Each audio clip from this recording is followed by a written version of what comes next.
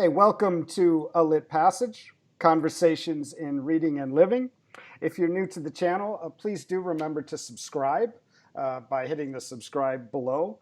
Your support is really appreciated by us. It's very important to us. We're a new channel, and we really do appreciate your support and engagement.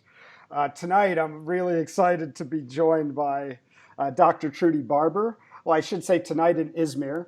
Dr. Barber, happy early evening in the UK, and I appreciate you taking some, maybe delaying your dinner to talk with me. It's wonderful. And I just want to say that Dr. Barber, after gaining a BA in fine art at Central St. Martin's University of the Arts, London, and PhD and teaching accreditation by portfolio from the University of Kent at Canterbury, joined the Creative and Culture Industries faculty at Portsmouth University in November 2006. I think we could do a talk just on the title of your faculty, by the way, and maybe we'll get into that, but it'll be too short probably. Dr. Barber lectures on various aspects of media studies with specialist subject areas of emergent media, cyber and digital culture, cybersexualities, including robot sex, deviant leisure. Deviant leisure is probably another one that we've all had more experience with now from a non-theoretical point of view based on this COVID situation. But deviant leisure, media networks, visual culture, art practice, and the digital future.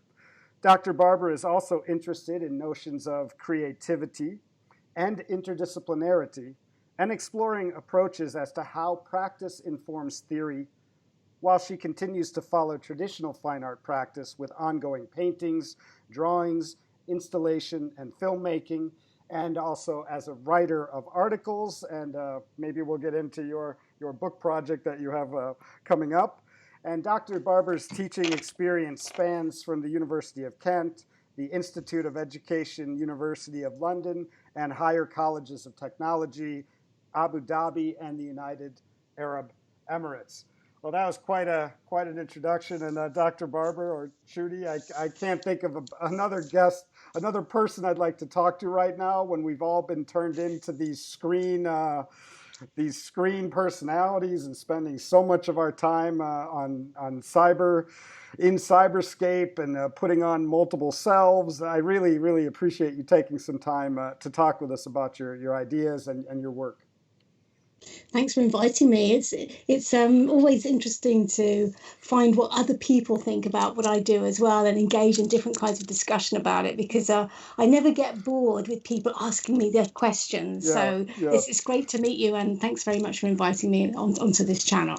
Well, it's interesting that maybe when you started working in this area, it was seen as a little more esoteric, but now it's a little more. It's the air we're all breathing right now, and so you probably are a hit at dinner parties. Well, we can't have dinner parties, but you probably have a lot of people wanting to talk just about not just the effect of kind of living right now digitally in a way, but also all these notions of maybe things about interacting with images and the notions of cyberspace that have become so much more real based on the situation.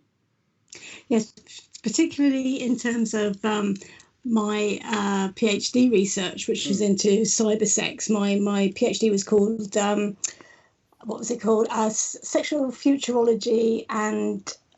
Oh, crikey, I can't remember the name. Yeah. Computer fetishism and sexual futurology, exposing the impact of arousal on technologies of cyberspace. Wow. So I researched quite a few people that were doing very interesting things with new technologies from about 1995 to about 2004, 2005. Right. And that always instigates very interesting conversations at dinner parties, because they all want to know what research I did, how I did it, what sort of people I met, because I went to some very interesting events and parties to do my research. Right.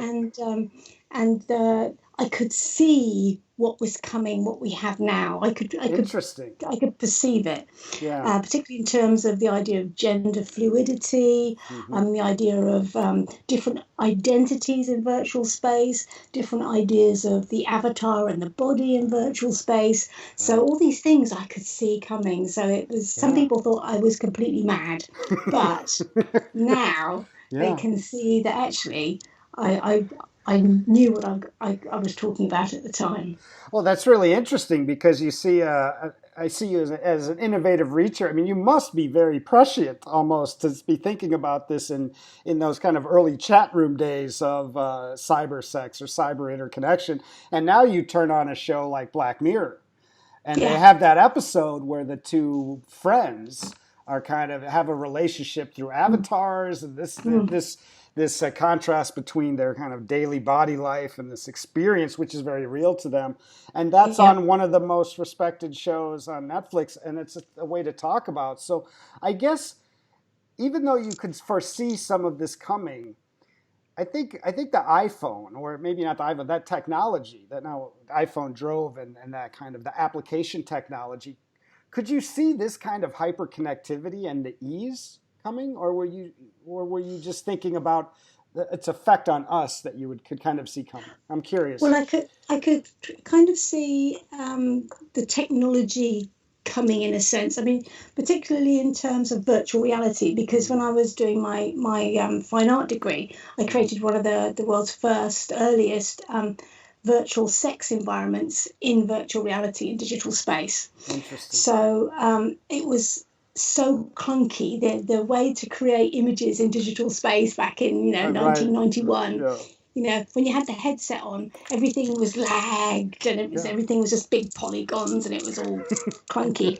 But I could see in my head, I could see, well, when this gets super fast and everything gets super small and everything gets super cheaper, everybody's going Yes. to want to do this. Yeah. And you're going to see these amazing, almost what you can now, this kind of hyper real Right. virtual environments and hyper real Yeah. engagements. Yeah. But the thing is I'm interested now in ideas of haptics and touch as well when you're in Right. virtual spaces, Right. and how it particularly enhances, say, computer gaming when you've got people buying those seats that vibrate and everything Yeah. that Yeah. moves around. I mean, the whole Yeah. vibration thing with cybersex is also something else, believe me. Yes. Yes. So it's really intriguing to see how we are going to connect physically with senses of touch or smell and all this kind of stuff. Right. So Right. I could see that it was exponentially how it was going to happen, in a Yeah. sense, Yeah. that once it got to this speed and this size and this cheapness,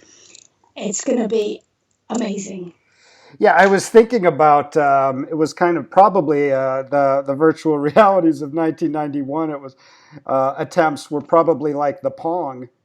I was around for the first Pong video game and watching these two squares hit another ball back and forth, and then and then today I'm just thinking of I was visiting the City University Hong Kong, and they had a virtual reproduction of this cave that's about 15,000 years old, and everything was in front of you, and you could go in Mm-hmm. as if you were visiting. It was like in south of France, and they replicate it, and you walk in.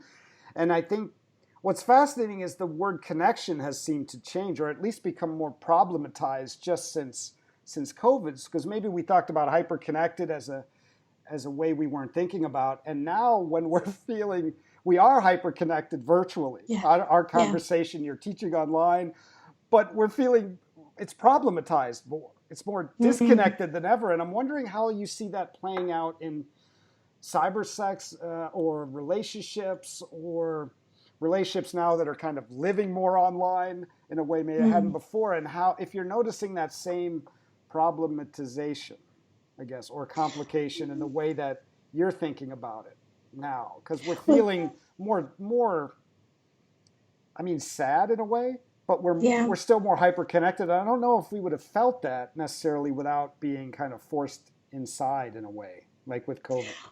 Yeah, I think it's interesting that there's almost an extra dimension to this, in the sense that a lot of us, lots of people that I've been in contact with, connected with online and stuff, a lot of us at this time are having what are called, I think generally called COVID nightmares. Yeah, yeah, Lots of people are having similar kind of stressful nightmares, yeah. and it's a kind of other kind of I hate to use the word sort of psychic connection, but it's a kind of a global Right. angst, which Yes. I think is one thing we're connecting with. Yeah. And if we can take that ability to connect on this other level, this shared angst, how you could put that into virtual spaces, that would Interesting. be, yeah, that would be really interesting to see what would happen, whether you Yeah. could you could do a shared euphoria, for example. Right. Right. But as we're Right. having this angst, couldn't we do a shared euphoria using, digital space to do that, so Yeah. that we could take time out from this angst? So Mm-hmm. I Mm-hmm. think because we have this 2 meter distance, it kind of almost fetishizes the other, Yeah. so that we would want Right. to touch them, but we Right. can't. And Right. it makes it even more exciting to want to do it, but we Right. can't at the minute. So Right. it's I think we're all being hyper fetishized at the minute, and Yeah. there's this Yeah. this extra kind of link that we're all having, and we didn't realize we had it really. Yeah. We all have fear. Yeah. We all have fear, and all having it at the same time Yeah. is something that hasn't been experienced in Yeah. this way, Yeah. because we can all talk about it, you see. Yeah, and the non-intellectualization of it, or actually the realization of it through even a Skype conversation, is I'll call my Mm. friend in LA and I'll say, I'm tired, I'm not sleeping well, I'm not Yeah. necessarily anxious, but I don't feel like my brain is operating normally, or I'm foggy. And he'll say, that's exactly how I feel. And then Mm. the same thing with someone I'm talking to in, I don't know, in Japan. And Mm. that is really this shared experience that Mm. everyone's going through, but it's connected, but it's kind of based on disconnection right now. Yeah. Very Yeah. interesting. And that Yeah. obviously expands to the realm of sexuality or connection with a partner, or Mm. hookups online, or Mm. however it may experience. So it's just very, I think our whole way of thinking about cyberspace is really becoming complicated because of Yeah. what's going on. And I know I hope I don't put a damper on the conversation already, but I did want to ask you a couple things. I know you're preparing for the semester, and I was thinking about what that must be like, because let's say you're not a Shakespeare professor, right? Where you come in and you kind of there is new scholarship in Shakespeare, of course, and the works, you reread the works, but I'm curious about how you prepare when you're in a field that is so rapidly evolving, both in terms of how it's being kind of played out in the landscape of human experience, but also just technically. It's like Mm. TikTok, no one heard of it a few months ago, Mm. and then now it's Mm. everywhere and there's this fight. So I'm just curious, as an academic and a teacher coming into, what do you have to do to prepare as you move into a semester? It's pretty interesting. I would think it's interesting.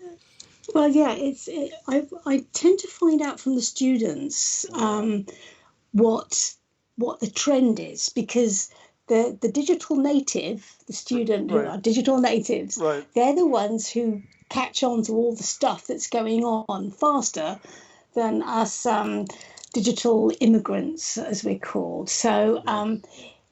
I tend to really listen to my students, and Mm-hmm. they can tell me what they're doing, what their trend is. Mm. And I might be doing one of my lectures, and I'll say, well, this is kind of old. This piece that I'm talking to you about, this is like 5 years old. What's happening now? And then the students give me lots of feedback, show me what's going on, and also I see it on my academic research as well. Anyway, Mm-hmm. but I can get quite good sense of where trends are coming and how I can incorporate those into my lectures. So I'm very much uh, like to take happy accidents and build them into my Ah. discussions, Mm. and getting the students involved in that too. So it's kind of like a Mm-hmm. two-way situation. And also one of the tasks I get them to do is an online ethnographic research on online ethnography. Mm-hmm. So they have like lots of passion about things they really love, which they can do an online ethnographic research. So it might be that some of my students are really into things like esports and computer gaming, and they've done studies on things like Twitch, where there's Right. all these things that are happening. So I'm seeing all this stuff as the students research it themselves Yeah. and bring out these fabulous kind of stories Yeah. of what's going on ethnographically with different trends that are happening online. So that's kind of like a first port of call, really, to see what's happening. Plus, Yeah. I have a fabulous network of other academics and colleagues who are doing various other elements of digital technology research. So I sort of combine those things, and that's how I kind of prepare. And it can be really a bit stressful, but I quite like that moment when the students will actually say, "Oh, but we're doing this," and it's like, "Well, yay, let's get this into one of the lectures," you know. Yeah. So it must be very energizing, but also probably a little terrifying as you look forward to the summer. And I think what Twitch is fascinating because I know they get on and watch each other play games or watch one Mm, person.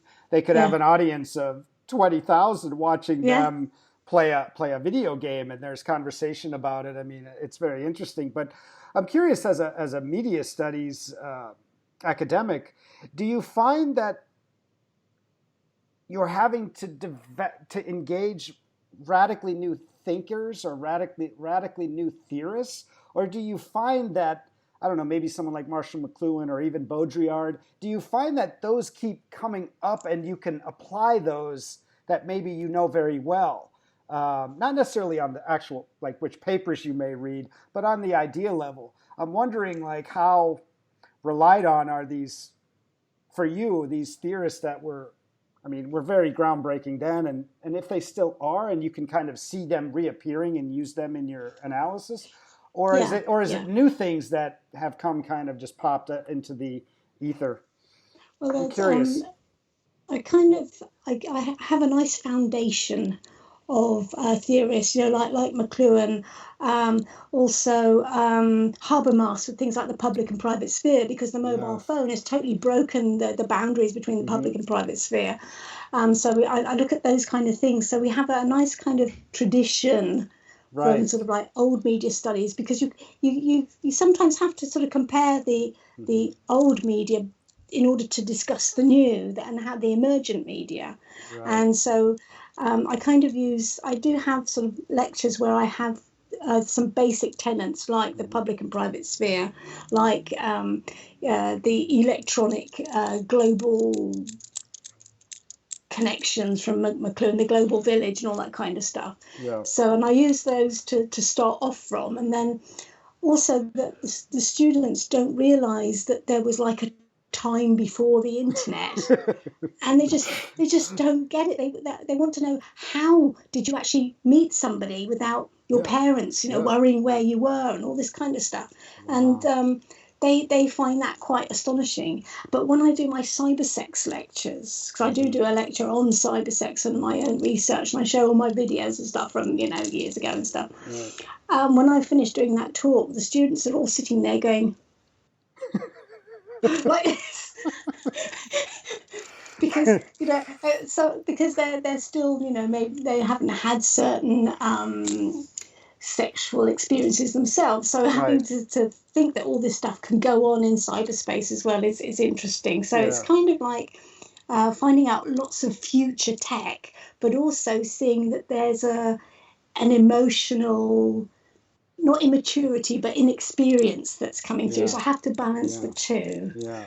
I wonder if what's jarring to the students as well is it's fascinating to me that, I mean, they say now that, sex online's never been closer, whether it's an image or a texting, a connect to your companion, or someone anonymous.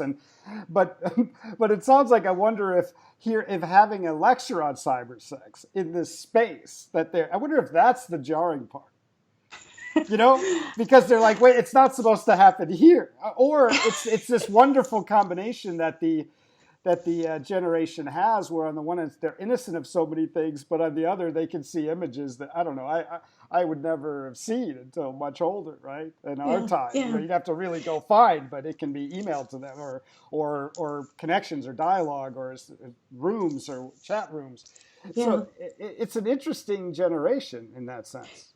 Yeah, because they are actually quite visually astute, Hmm. because quite a few of them will get, some people sending them pictures of their penis, for example, Right, just completely out of the blue and stuff. And right, they're right. kind of used to that kind of thing, sort of.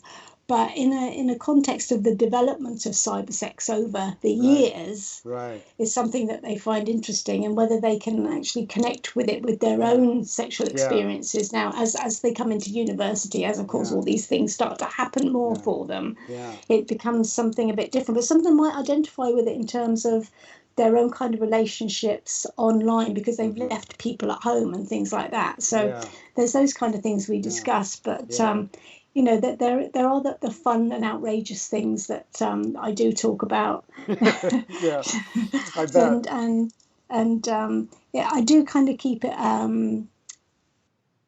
kind of upbeat, because there are also some quite sinister things to do with cybersex Of and things as course. well, Hmm. which I of course I do talk about. Right. But I try to keep it upbeat, and what's quite good is that the students, when they do their online ethnography, some of them have chosen to look at sexual identity and gender fluidity and things like that, particularly things like transsexual things and stuff like that. And they really get into it, do their research, and Hmm. you get some really, really interesting ethnographies out of the students from that. I bet. I bet. And I'm curious about, there's this notion, I don't think it's actually fair, but there's a criticism of this generation where they have, I don't know, less skills face to face. That's what there's kind of a criticism of the generation, which I think is somewhat unfair, but they'd rather text than talk to someone. That's the criticism. But there's something about embodying the ideas in terms of the ones you're delivering, and then the face-to-face discussion and where the discussion goes, and being in the same room together, discussing this topic, which I think is probably pretty fascinating to them and maybe intimidating, because they don't, I mean, anybody's probably not used to studying that in that kind of format. It's very interesting.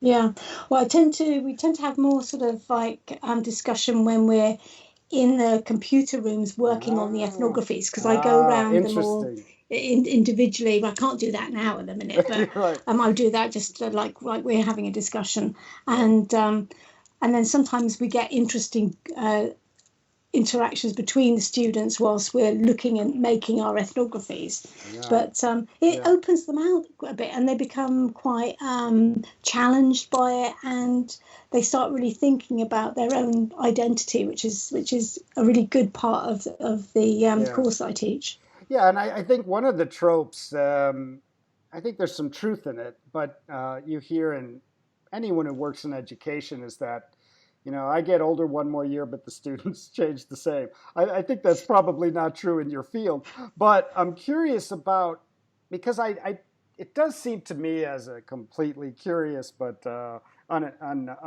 academic thinker about this stuff, in a way, it's not my field, of course, but it does seem to me there's a difference between, let's call it post iPhone and pre iPhone internet connectivity.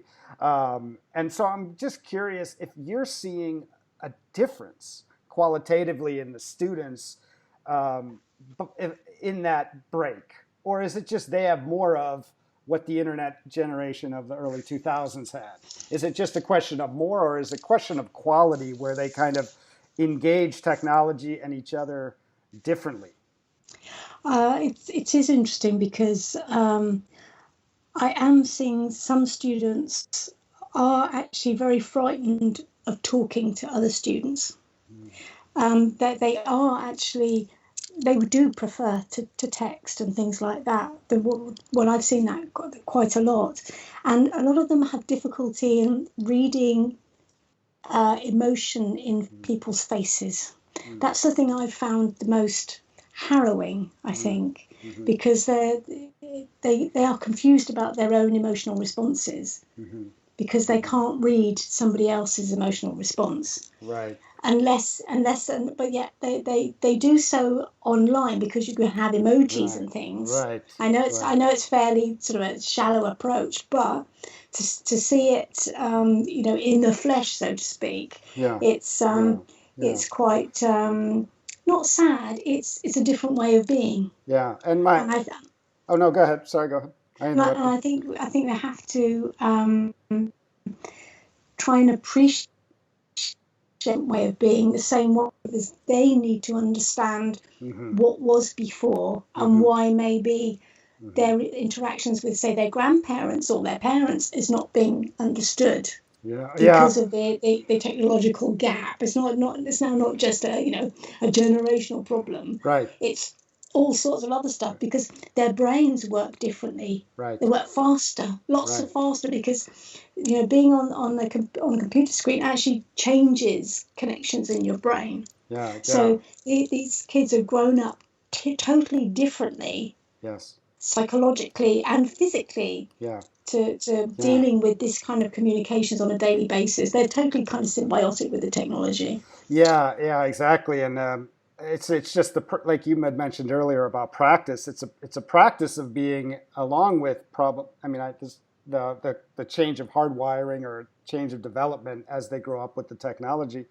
But my friend, who's a vice president at a university, was telling me he can remember the day that he first noticed that his younger staff they want to form a WhatsApp group with their boss, the vice president, and that's how they communicate.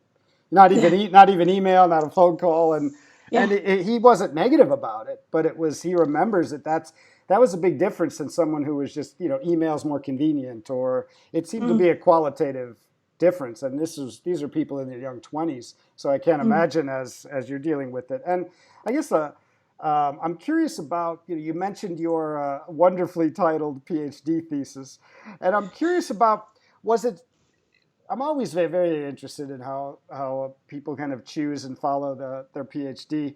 And I'm curious about, were there moments as you got toward that period of your life that you were going to choose that turned you in this direction? Or was it more of a culmination of maybe stuff you had thought about for years and then you realized you could dive into it? Or did you have a right turn or a sharp turn in kind of arriving at the subject so early? Well, it came from my initial fine arts project where I created Interesting. this VR world. I Okay. found a company called Virtual S and in London, and they were one of the few VR companies that were around at the time. And I Wow. took my portfolio of my drawings because I was interested in the body and sexuality and the body and all the rest of it. And I said, couldn't I do, something to do with sex and the body, but stick it into virtual reality? And they said, yeah, let's do it. So it was from that and the responses I got to that project that took me forward into looking at how people engage with technology for sexual purposes. Okay. And I kind of rode that wave as to how things were changing because there was all sorts of different things going on from things like there are different sort of subcultures in London in particular, things like the fetish subculture that were kind of taking on this kind of robot plastic kind of costuming and stuff. And they're the ones who showed my work. I showed my work at these big fetish events and they were really interested in that. So I thought, I've got a whole body of cultural artifacts here with these people. Yeah. And I'm just going to they understood what I was doing and I could see what they were doing and they were happy to be involved in my research. So it was a whole load of people sort of in and out of the fetish scene that I looked at to see how they were using their technology for sexual practices, and that's how it kind of happened.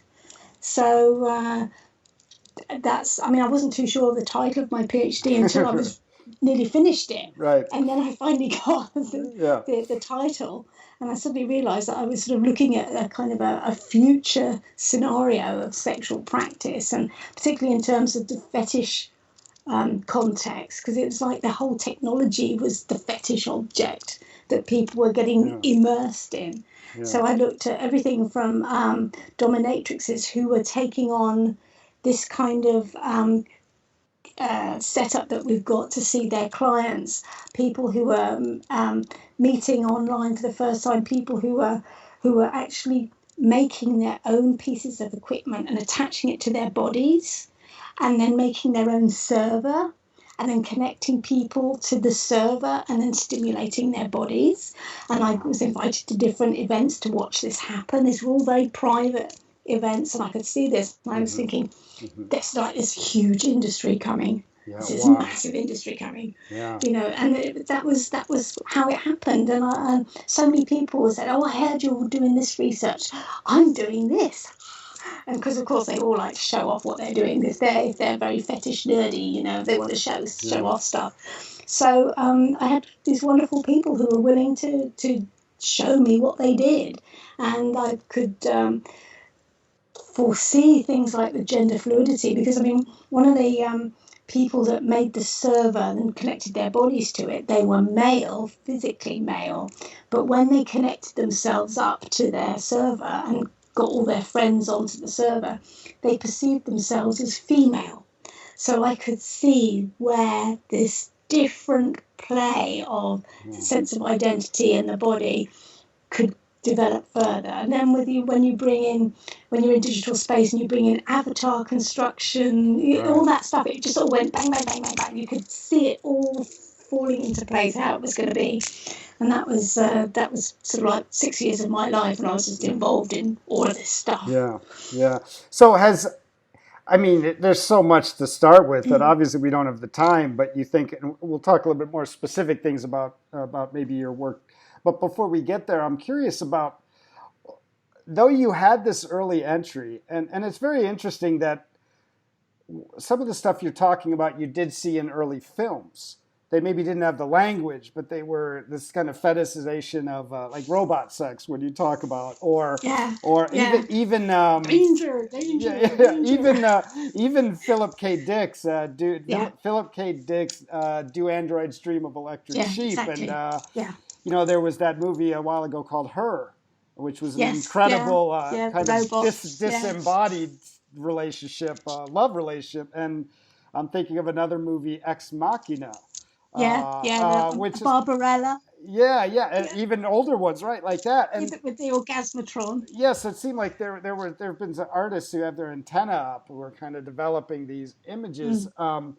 So there were kind of rumblings, and you had a front row seat.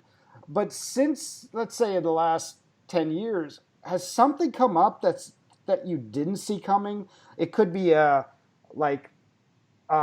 extent that something has become very popular or understood around, easily or encountered easily, or was it a kind of practice or a new thing that you would say even surprised you? In a sense, you could see where VR is coming, and maybe you could give a sense of the avatars that you talked about. But has something come up where you were like, "Well, I didn't see that, either use of the technology coming or the community it builds around cybersexuality or people connecting, that kind of surprised you?" Not really. And what has been surprising is the number of people who have taken this new frontier and turned it into like new businesses and things. Particularly young women are creating some fabulous new female pleasure design objects that are like amazing. And I think one of the things that has surprised me is that there was a company that has made a vibrator, and what they hadn't told people is, because it was a very high-tech vibrator, is that it was recording all the feedback and use, so what the orgasmic frequency is, how often it had been used, and some of it even had a little camera to see what was going on. And people were buying this and not realizing that all this data was being stored about them. And so they got sued. Wow. so you would think that they would do it as a way to make it smart, and then like more of a feedback loop to the user. Yeah. But you're saying they were farming data. Yeah. Yeah. And then whatever, publishing it to advertisers or researchers, or Yeah. wow, that's amazing. That's amazing. So It's terrifying. that's quite. It's terrifying. So it's the datafication of our sexual behavior, I think, is the thing that I found quite interesting. Right. And also very kind of how boring to datify something as fabulous as sex. Yeah. I think that's one of the most interesting comments about the Googleification of data, in a way that I think someone wrote a whole book on what just the Google searches have told us about our sexuality. And there's always articles, I think, when the lockdowns were pretty common around the world, what was the #1 search, and how many people were on Pornhub, or how many people were searching for this or that. And that's it shouldn't be that stunning, but I think that it can do it is stunning. And then when you actually see what they can do with it is pretty. I don't think anyone saw that on such a grand scale. But I mean, you talked about this landscape now, and by the way, you had mentioned about female pleasure. I was just watching an interview with a entrepreneur in Japan, which has historically the kind of dominant narrative is one of suppressed female pleasure, and they have a whole line of devices that are designed to look certain ways to appeal to the. She talked a long ways about how the vibrators, for example, were very masculine looking. So they were doing divine, and then it was a lot of interviews with women who were just getting to know their bodies in a way, and through the interaction with the technology. But I'm curious about if there's things that you want to talk about. Most people, even though we're in this landscape, I think most of us are kind of walking around a little overwhelmed. What are some of the things that I guess are most interesting to you now? I love your research biography on your website when you're talking about, polymedia and gender and sexuality and technologically augmented sexual behavior and robot sex and cybersex. And so I'm just curious about what do you want people to start to understand about what's going on that would be important and help giving them a language of kind of to navigate where we are? I think one of the important things is the way we talk about our relationship to our technology. So we are attached to our technology in a way that's emotional, that we maybe would have been attached to, say, your favorite teddy bear as a child. That's I think it's Richard Ling, one of the academics who writes a lot about the mobile phone. They say that the mobile phone, for example, is our repository of our own personal history, our own personal stories. For example, I've got my mobile phone, and I have my brother's texts on it. And unfortunately, he's died. He's passed away. But I have his texts on my phone. Wow. So he's like there. And these are different types of attachments we have now to this kind of technology, which we wouldn't have had previously. Apart from maybe, I think there's some people, when you used to have the recording machines on the phone, when you miss somebody's call, and you play back that voice. Yeah. And that happened when people had passed on too. So this whole sort of idea of the technology gives us a different type of attachment and maybe a different type of longing. And I think that's one of the things that we really need to think about as we move forwards with everything changing and getting faster and smaller and everything else. Particularly, I'm thinking in terms of, I'm just putting things out here now, just thinking, in the future, we're going to be going out into space, okay? People on the moon, people on Mars. How are we going to have these long distance relationships virtual reality, when you've got an 8 minute lag between the Earth and Mars, for instance, and your loved one is in Mars, how are we going to look at that type of communication? And where will that take the future, again, even more of how we engage with ourselves and our technology? Will we have to have robot representations of our loved ones if we can't take them with us to Mars or to the moon? And it's going to be, I don't know how people are going to develop the technology to address this, because as we're seeing how we're all going slightly bonkers with the COVID situation now, imagine what it would be like when you're stuck in this big bubble on Mars, and maybe your loved one isn't with you. How are you going to cope with that type of attachment?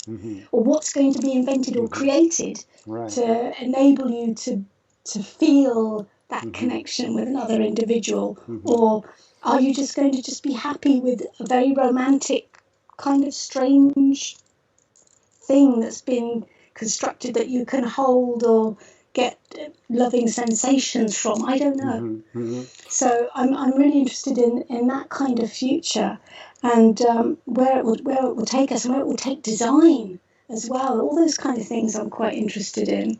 And also in terms of the whole acceleration of this, and the idea of the sex robots, and I mean, this whole sex robot thing is mostly just sex dolls at the moment that maybe can move their head a bit. They're not autonomous. There's one that's they put some artificial intelligence in it when it's supposedly supposed to learn from you, machine learning.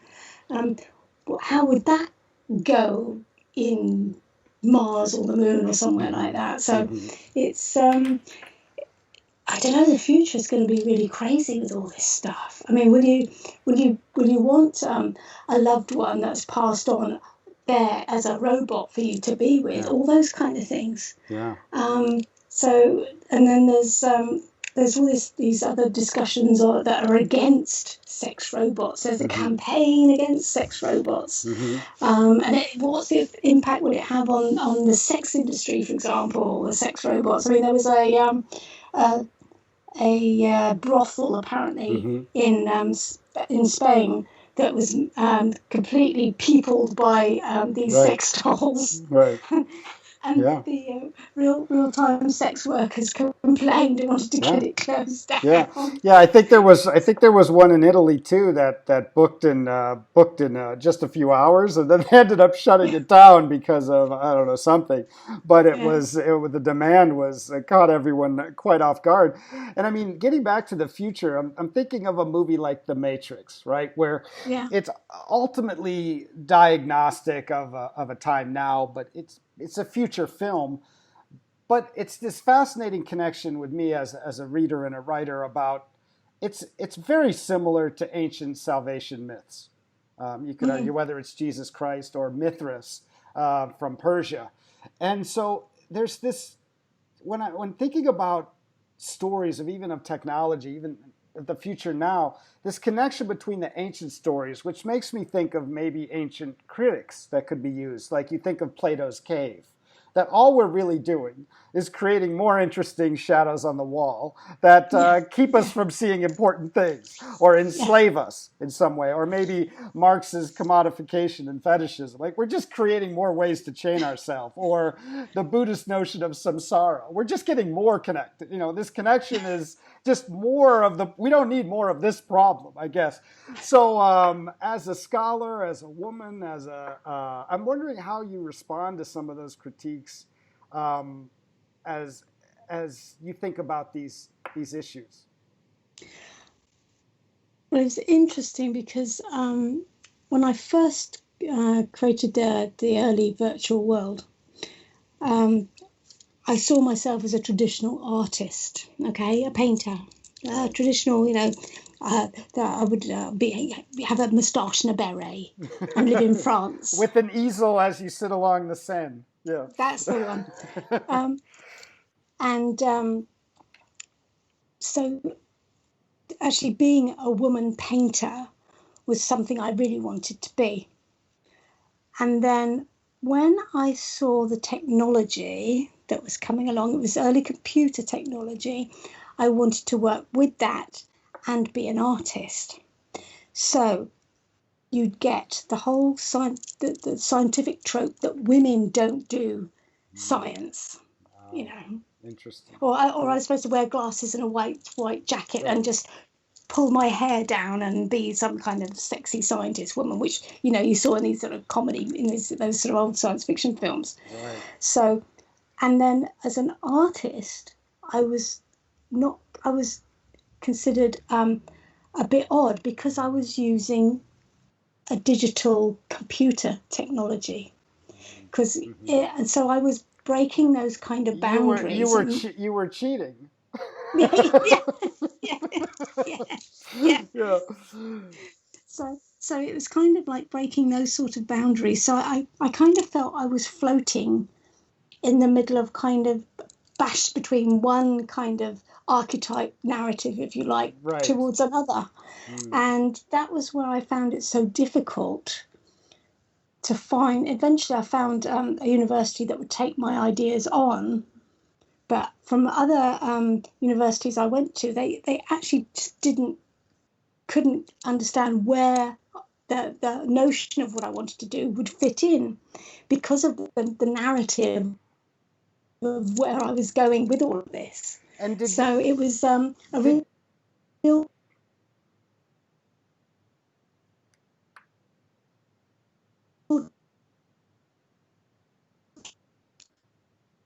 I'm sorry, you cut out for a second there. So Sorry.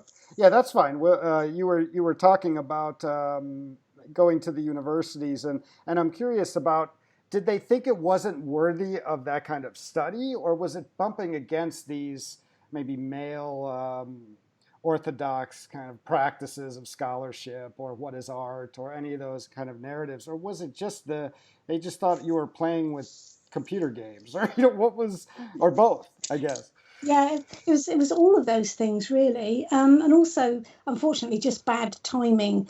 The Mm. virtual reality company that was working with me, I finally got somewhere at the Institute of Psychiatry. I spent a year there trying to get my ideas going to start experimenting with people in virtual space, and Wow. the VR company went bust.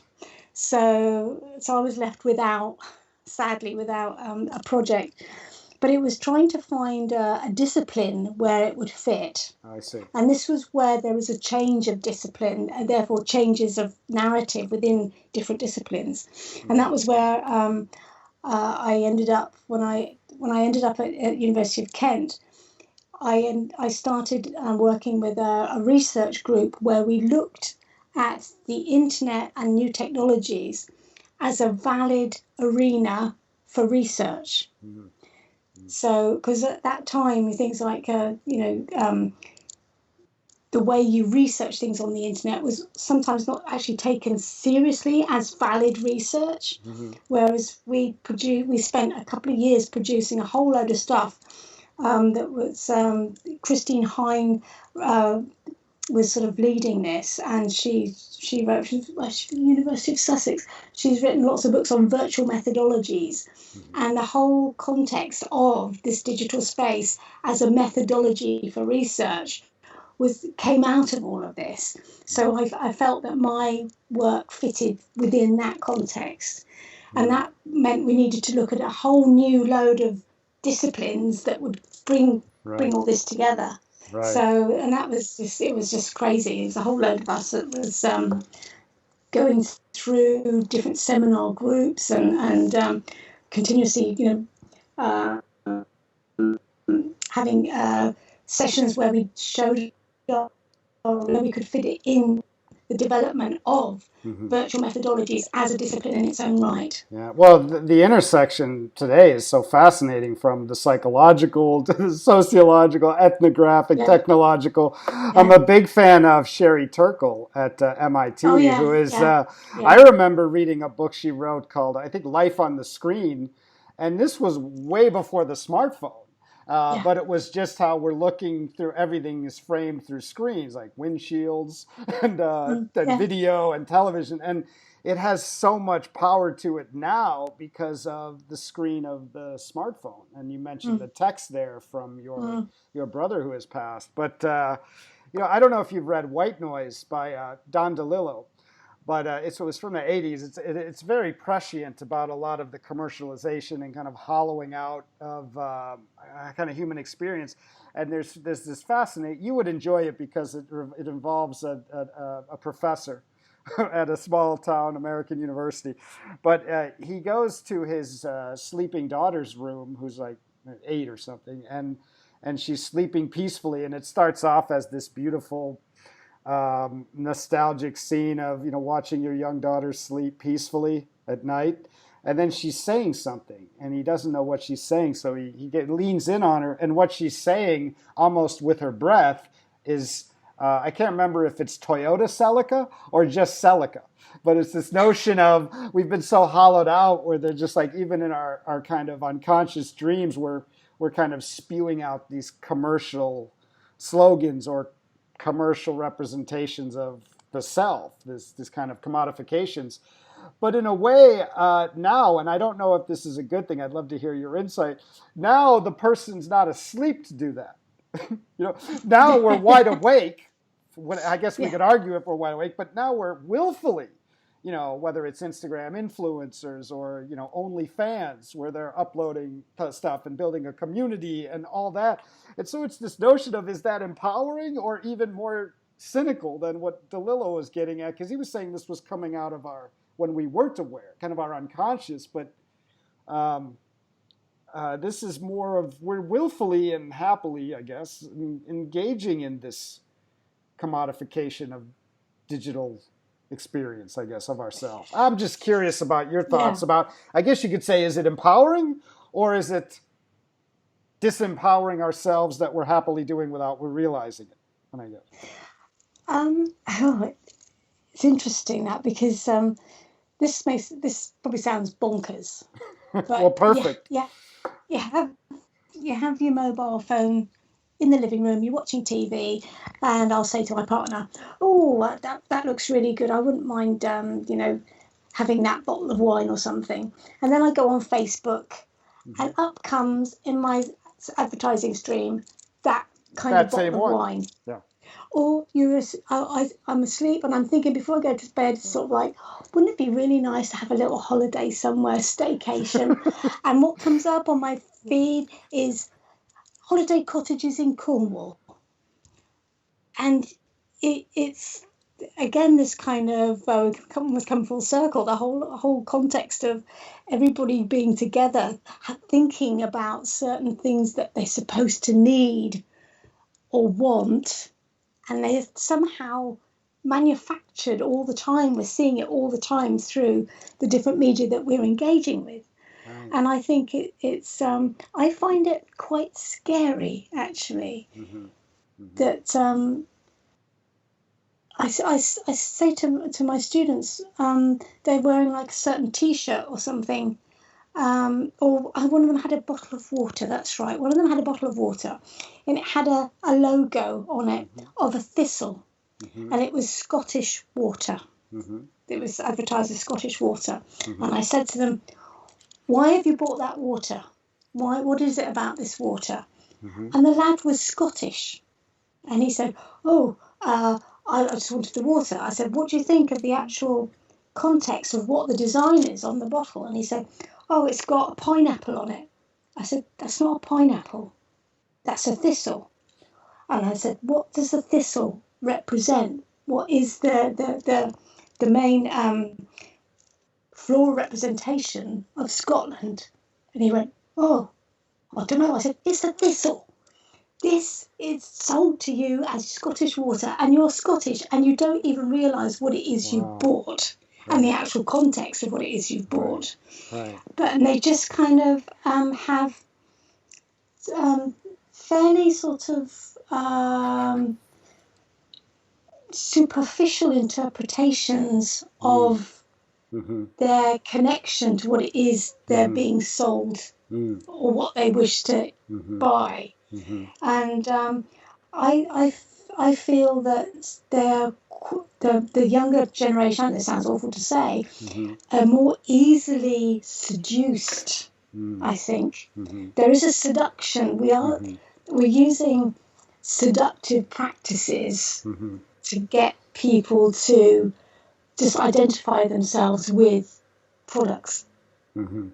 Right, It's like people saying, oh, I'm a PC or I'm an Apple person. It's like right.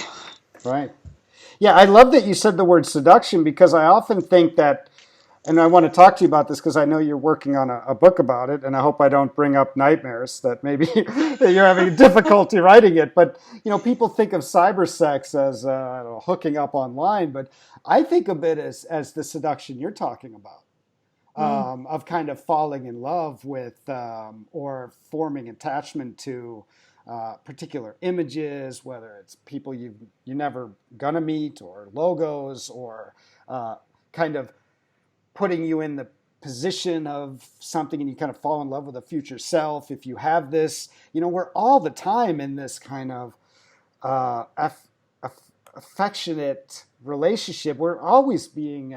That's why I brought up samsara, about there's all this kind of floating city or floating world around us that's being generated, often by things we've maybe searched for in the internet, or maybe I've heard stories of people mentioning something and their phone is not anywhere near them, or they're not on their phone, but they'll mention it would be great to go to Ephesus, and then when they open their phone, the Google page will have Ephesus on it. They're like, I didn't type that in.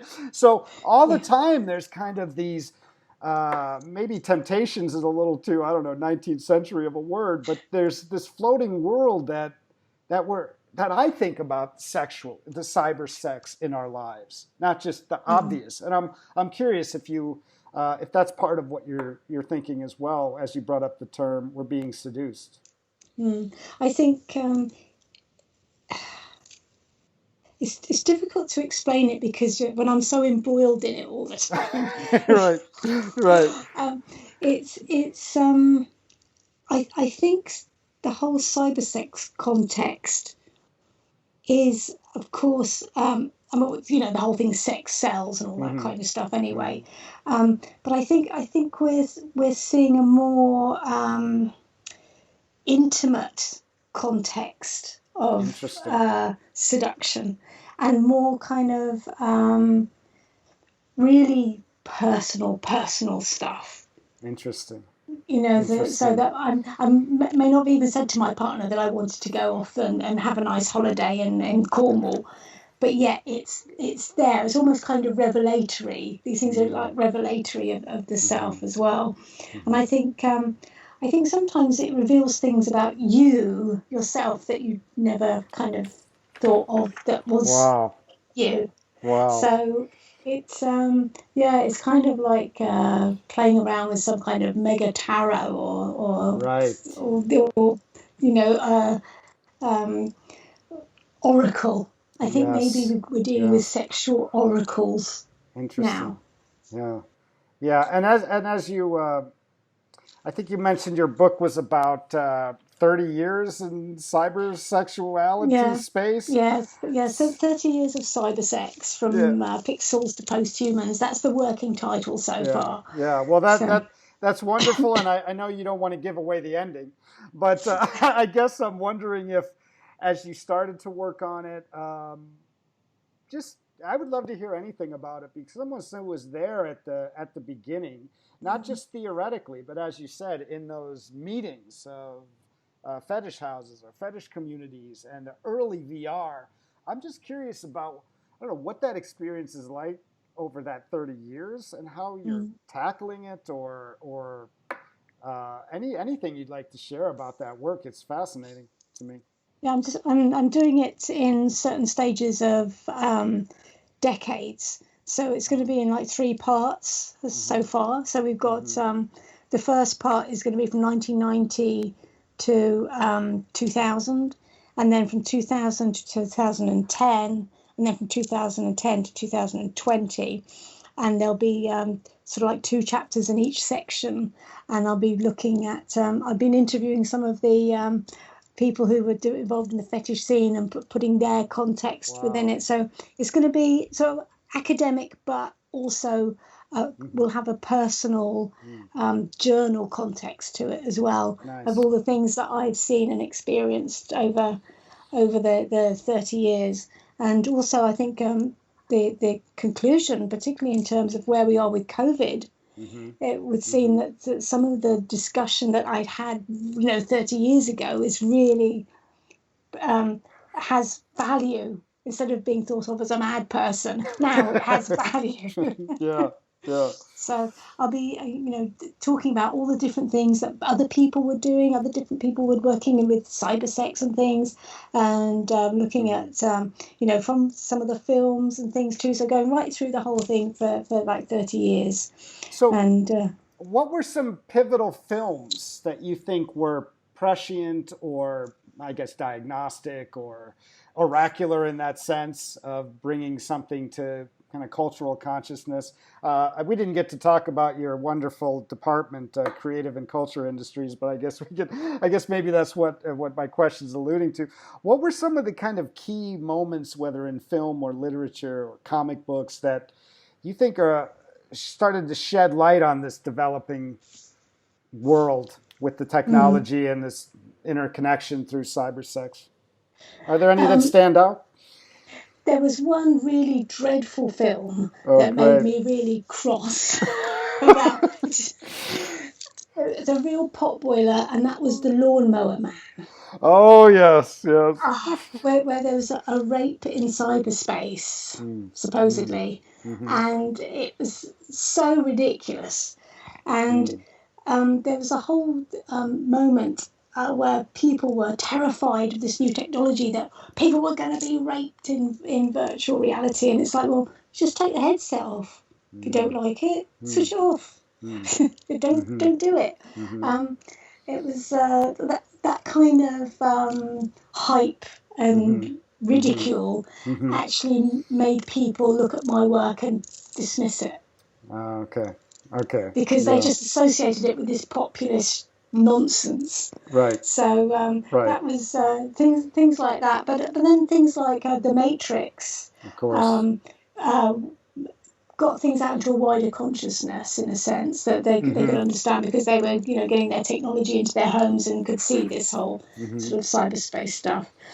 In fact, I did write. Started to write a book about being in virtual spaces before The Matrix, and there was some elements of that which is in The Matrix, and I took it to a publisher, and they were quite interested in looking at it, but so I don't know what happened to that. But anyway, oh, my dreams. So yeah,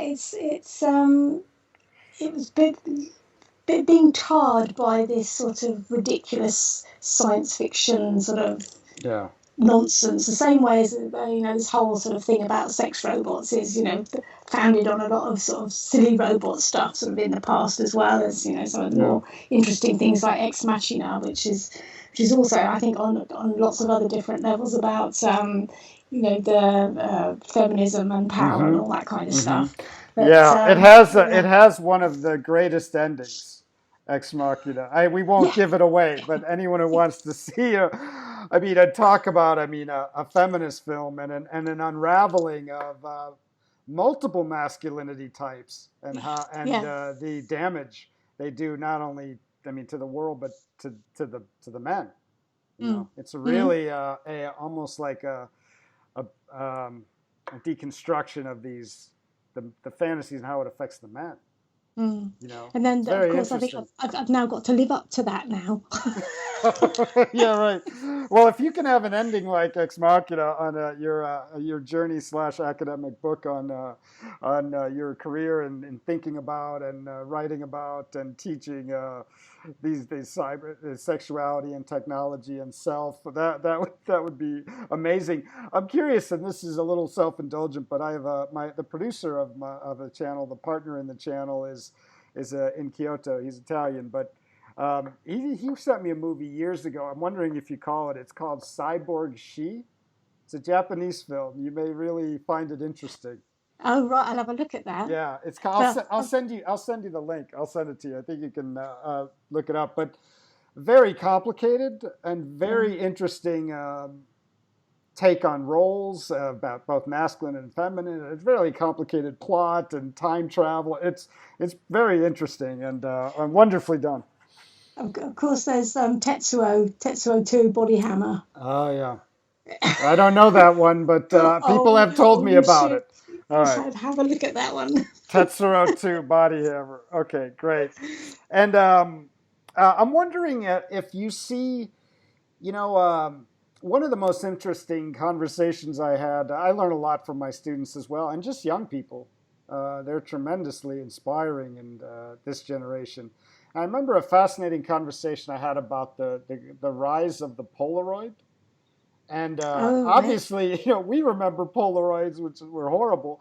And these were two kind of young high school daughters of my one of my best friends here, and they were telling me how magical and how precious these Polaroids were because you couldn't take 1,000. You could take a Mm, 1,000 photos on your or selfies on your um, smartphone, but it was this notion that the limit, like the ancient Greeks, the limits actually made the treasure or the freedom, right? So because each thing cost, I don't know, 50 cents or so, they couldn't take that many, but then they could make bookmarks out of them, give them as gifts.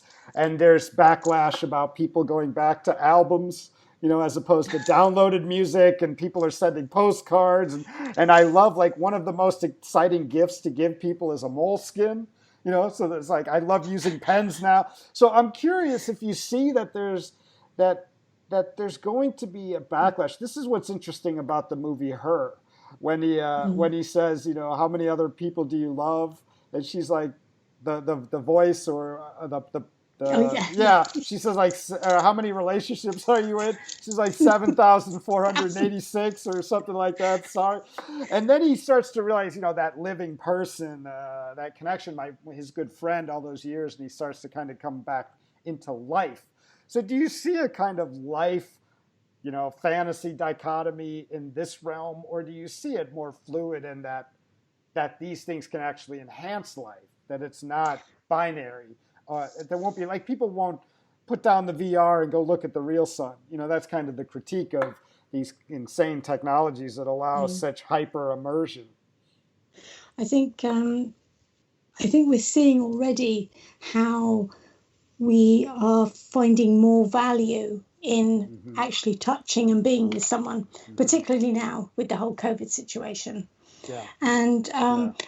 in my PhD, I looked at how people would like fetishize images and the number of images they had on their PC, Mm. on their hard drive. Hmm. I mean, that's one of the things, unfortunately, pedophiles do. They collect Hmm. thousands and Hmm. thousands upon thousands of Hmm. images. They Hmm. couldn't look at them all, Yeah, it's yeah, impossible. But yeah, the fact they have that number yeah. gives them a kind of kudos.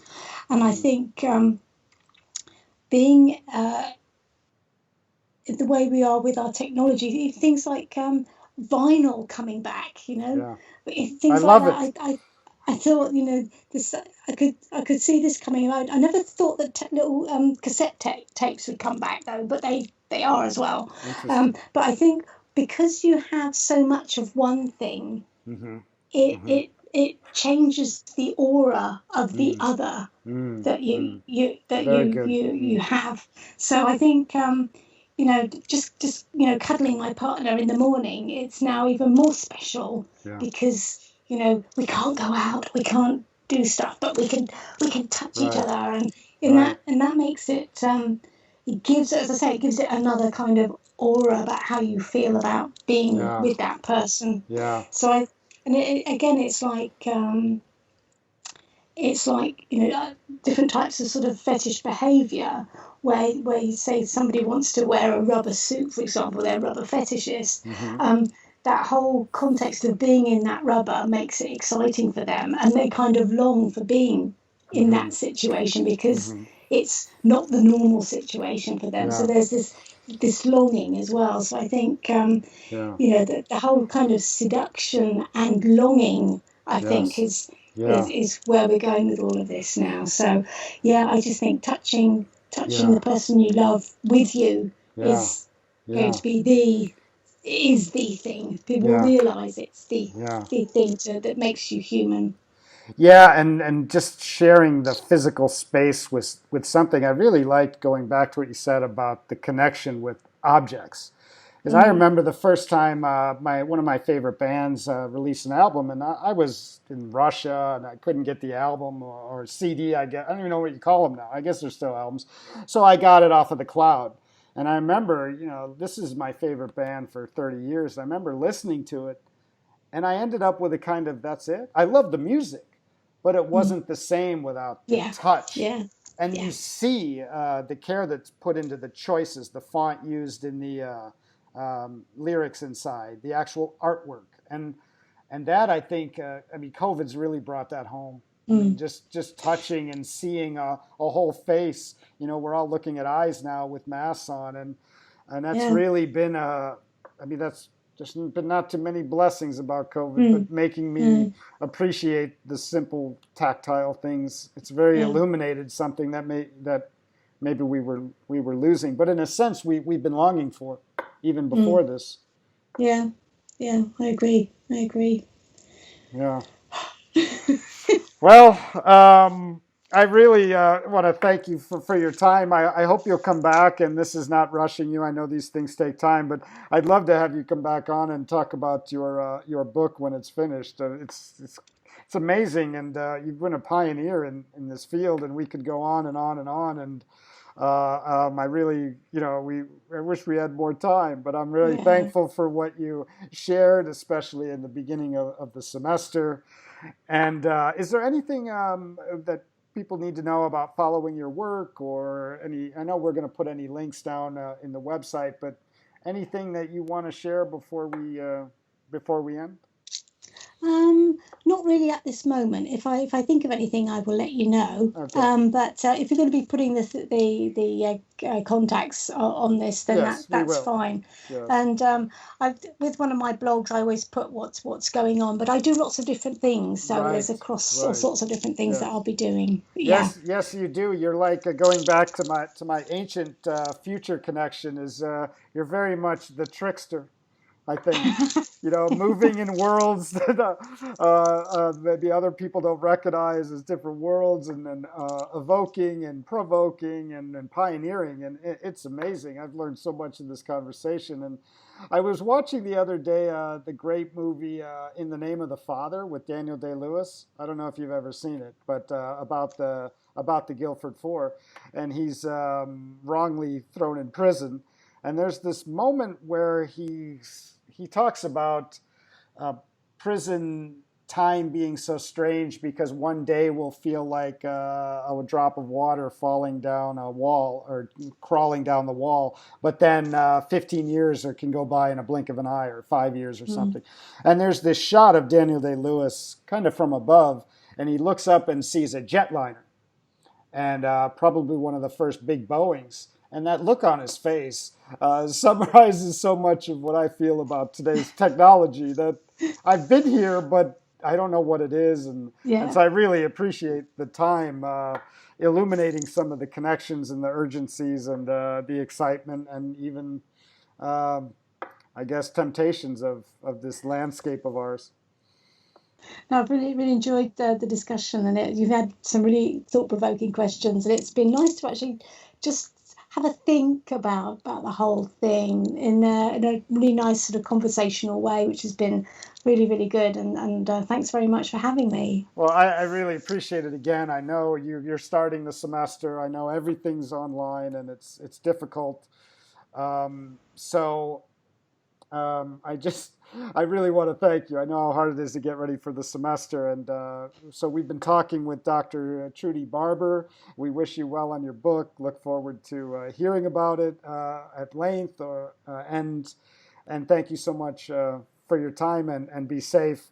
Enjoy your walks on along the sea, and your time with your partner. Thank you. Thanks very much.